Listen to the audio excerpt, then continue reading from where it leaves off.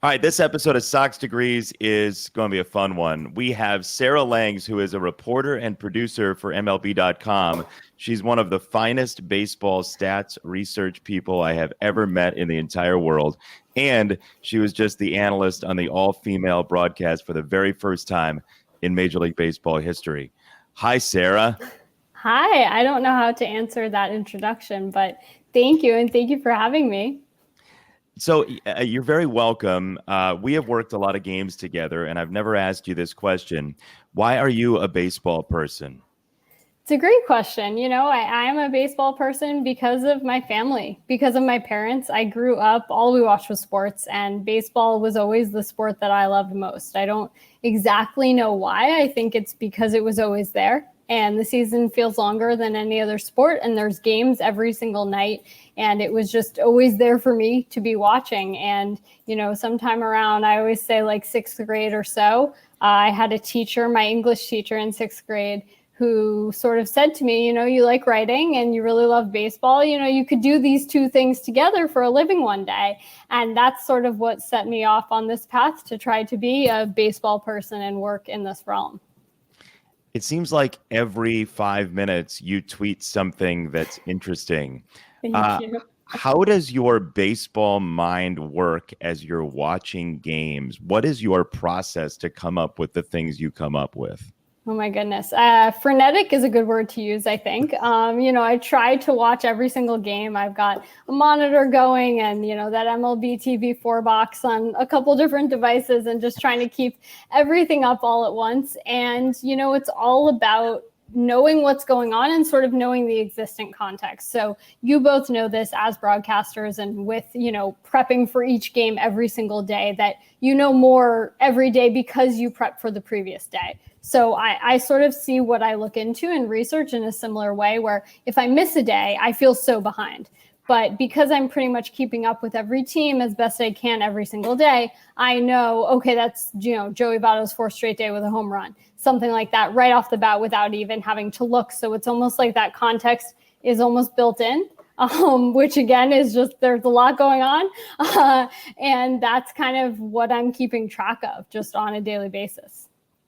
I want to ask you about social media and Twitter, Sarah, and how that has instructed you in terms of not only your love for the sport, but being able to convey the information that you find most interesting and you get that immediate feedback, right? So, it's hard to say like where would we be without Twitter, but it's kind of that question, right? That there would be a little bit of a vacuum there in terms of how you go about your business, right?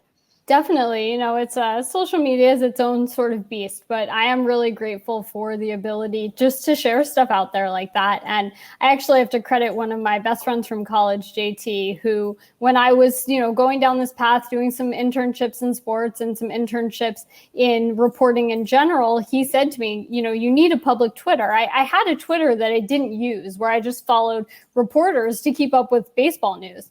And he said, you need to put yourself out there. You need to put an actual Twitter out there. He came up with @SlangsOnSports, which is my handle. And that's when I started sharing my work and eventually sharing stats as well. So, I'm sure I would have gotten to that point regardless. But he was the one who said to me, you can sort of carve your path this way as well. And watching, listening to, consuming baseball right now is a shared experience in that regard, right? So let's say a guy's got a no-hit bid in the seventh inning in Anaheim. That's the kind of thing where all of a sudden the little community becomes this big community, right? And that's how I sometimes have to remind myself as we're doing games that not only are people listening or they're watching Jason, they're also talking to each other via Twitter. And it's different than it was when I started, for sure. Yeah, but I love that. I mean, that shared experience is so important. You also get the no-hit bid and all of these fans who don't even know who I am are tweeting at me not to jinx something, which is always very funny. Get to the sixth or seventh inning. Hey, the last no-hitter on this date in baseball history was whenever, oh, don't jinx it. I'm 3,000 miles away from this no-hit bid. I'm not doing anything. But I really like that. And I enjoy when, sometimes people have these conversations in sort of the mentions of my tweets where they're going back and forth trying to figure out what season a certain stat happened or something. And I kind of just let them be, but I love seeing that happen. And I think it is really cool that people can unite over that. I mean, I think that's a lot of, in my memories of going to games as a kid, my dad would always talk to someone who was next to us, and you end up getting their life story and you find out why they're a fan or anything else. And I think a lot of that goes on Twitter now in a really good way, where people sort of share that fandom with each other without knowing each other at all.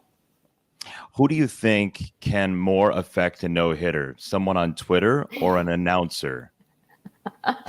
Well, I feel like since I'm talking to both of you, I need to say someone on Twitter and just put the blame on myself. But it's See, amazing. you took that the other way than some of our guests. Some of the guests would be like, hey, look, it's a bus. Go under it. I would never. I'm glad to take the blame. I think I've jinxed about 15 no-hitters this year, apparently. So, cool to have that power that I didn't know I had. Congratulations. This being Sox degrees, we're always on the hunt for Chicago and White Sox connections. You're a University of Chicago Maroon. Yes. Yeah, I went to a ton of White Sox games in college. I went to school in Hyde Park, and part of why I was so interested in going there was having two teams, and making sure that I was close to baseball, which I knew was going to be part of whatever my career was moving forward. And also I just wanted to be able to go to games. And my best friend in the world is now a huge baseball fan, and she did not know what sport maybe the White Sox played, probably when we all started at school. So pretty proud of that. And we went to a lot of games. And I also got a chance I didn't get to cover any White Sox games actually, but I covered some Cubs games when I interned for now NBC Sportsnet Chicago. What are your memories of going to Sox games as a collegiate person? Were you like debaucherous and crazy? What are we talking about here? I was the get the seat in the outfield and then sit absolutely as close as possible. I knew exactly which sections they would be checking and which ones they wouldn't be. And the White Sox were not that great when I was in college. So I graduated in 2015. So I saw a ton of Chris Sale, which was awesome. I got to see some José Abreu, especially in those final 2 years. And, it was really fun. I mean, I love any baseball game. I don't care how many other people are there or anything else. And I really, really enjoyed all of those chances. And it was cool. I mean, the first time I saw Mike Trout play was when the Angels visited the White Sox, I want to say in 14 or 15. And, it was just really fun to share all of that with my, collegiate peers who were not really baseball fans for the most part. Sarah, my experience with baseball is the most fun I have is when I'm working, because that's what I know in terms of baseball. Can you go to a baseball game now that you're in the business and still be just a pure fan and kind of forget the fact that you might have to tweet about it later or write about it later? It's impossible. I'll be sitting in the stands now, and I haven't been to a game in the stands in 2 years, partially because of the pandemic, and then I just haven't gotten a chance to so far this season. But I'll be on my phone. I'll be staring at the out-of-town scoreboard, wondering how that team scored 4 runs. I mean, it's very hard to distance yourself, but also, that's not a bad thing because it's baseball and it's awesome. So if I'm spending a little bit more time looking down because I'm looking into an Abreu home run while I'm sitting at Citi Field or whatever else it might be, I'll take that. But I'm sure there are people sitting around me who are like, wow, she doesn't care about this at all. And it's like, if only you knew, but I'm not going to explain myself. So I want to know, if I told 12-year-old Sarah Langs that she was going to be the first analyst on an all-female broadcast of Major League Baseball ever, what would she have said then? She would not have believed you. And I'm not sure that current Sarah Langs even fully believes you, even though this happened last week. But, it was just so meaningful. And I've called other games, and, this was just on another level, knowing the historic moment. And of course, it's important that it's the first because it's not the last. It's important because these things are going to continue to happen and they won't be as hyped up. And that's kind of a good thing because we just need this to be normal and commonplace and not something that even needs to be called out. But, I was really lucky. I grew up in New York City, so I was aware of people like Susan Waldman. So I never really viewed this as something that wasn't possible. And that's a huge credit to my parents, who were big sports fans and never would have said, don't go do that. But I still probably would have known at 12 that this hadn't quite happened. And I'm not sure I would have been able to comprehend the fact that I would get to be part of such an amazing, amazing moment. Sarah, how quickly did this come to pass, and when were you first made aware of the possibility of this type of broadcast?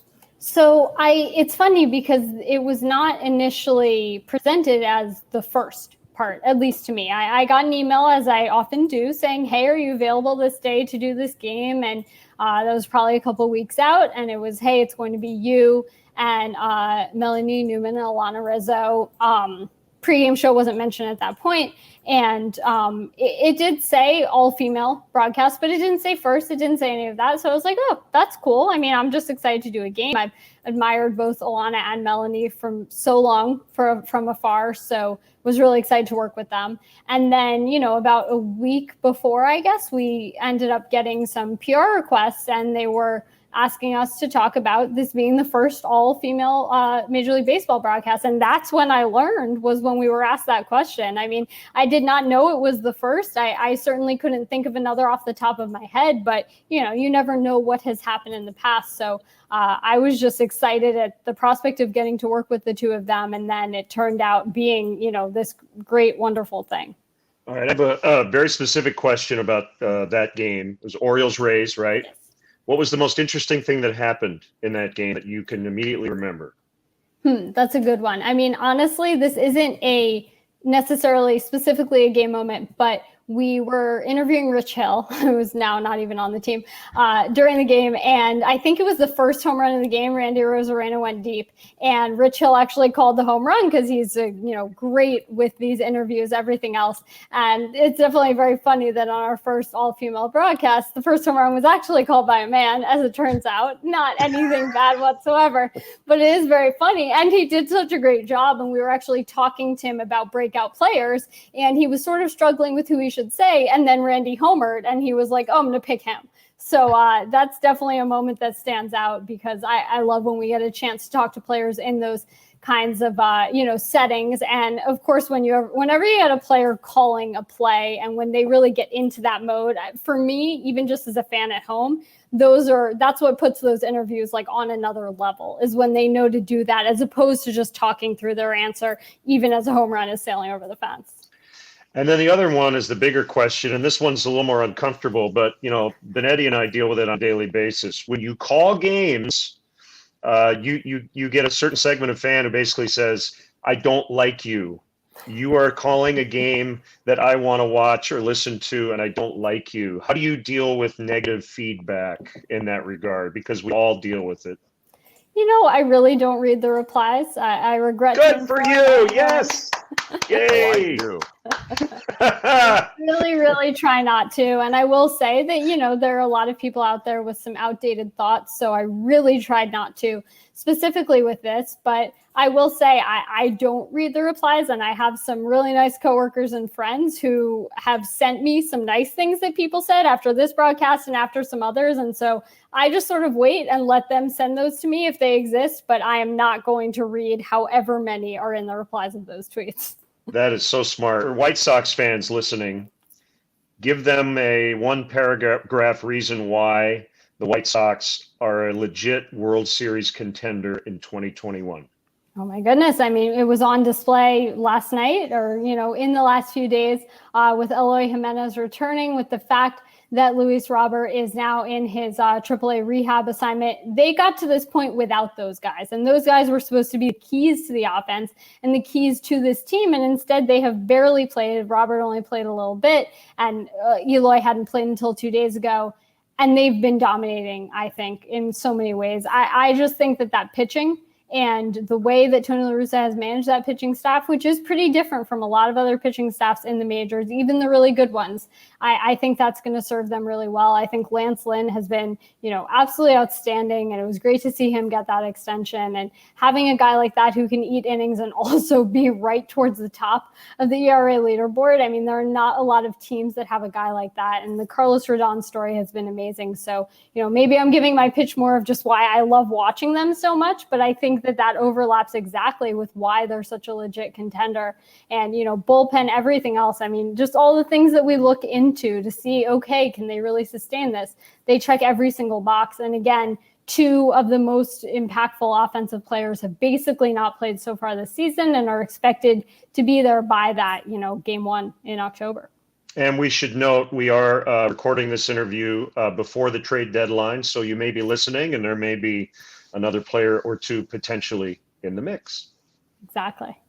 As we let you go, we like to ask this of most, if not all, of our guests. If you were being quizzed for $1 million and you had to pick the special topic, but it had nothing to do with baseball, what topic would you select that we could quiz you on? Oh my gosh. So already the not having to do with baseball is tough because I basically only know baseball in my life. Maybe classic rock. Like I feel like everything is really just from my parents, but we listen to a lot of classic rock. So, or just references from like the 50s to the 70s. Like, I think I would do really well in that, especially for my age. Like Tim Kirkchin mentioned Get Smart as the best sitcom of all time on a broadcast on Monday on ESPN. And I was saying there, like, I'm the only 28-year-old in the world who knows what he's talking about and gets the Agent 99 references. And not because of the Steve Carell one, but like because of actual Get Smart. So maybe that. Because of Don Adams, the clutch old. Rick Hahn said 90s hip hop. Oh my God. So he's younger than me somehow at heart. That's amazing, right? Yeah, that's a wild ride we just were on. Sarah Langs, it was so wonderful to talk to you. Congratulations on all your success, and may you have decades more of it and even more than you've had already. Thank you so much. Thank you both for having me. This was a lot of fun. It's not often that I go this long without actually talking about really the stats. I mean, we got into a little bit, but this was really fun. So thank you. Thanks, Sarah.